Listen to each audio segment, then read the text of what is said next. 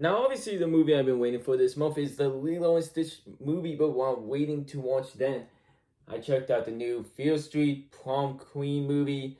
I actually just watched all the movies like 2 weeks ago in preparation to see what this one's all about, what the hype was all about, because I like horror movies. And this one was mid. There was a lot of mid points, a lot of confusing points. I'm not gonna spoil the movie, but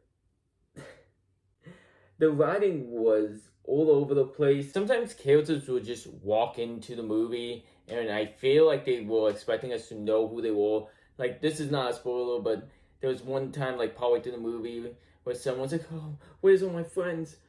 Where are they?" And, like, we're supposed to almost feel sympathy, I think, for them, but I didn't know who they were. So, like, how was I supposed to care?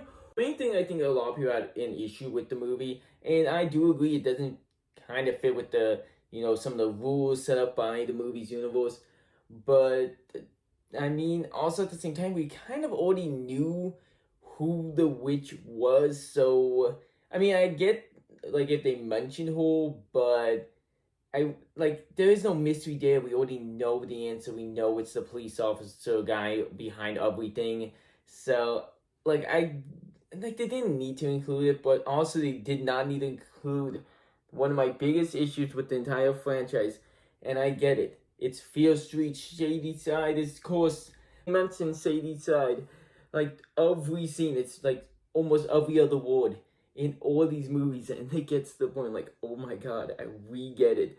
But for all the bad points in the movie, near the end, there's actually some fun twists and turns that actually like kept me like engaged, and I'm like, wait, I was not actually genuinely expecting this. And for the moments I actually saw something like coming, they kind of devoted my expectations, even if for the obvious answer. So I kind of was like, oh, it's not gonna end up being that, and it was like, oh shit, it was.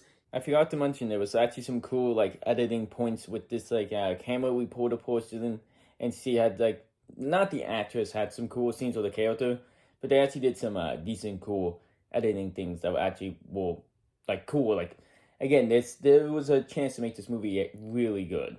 It's not the worst movie, and I honestly think they could have done something really well with this because I actually like the idea of playing around in the Fear Street universe and getting some anthology movies for that.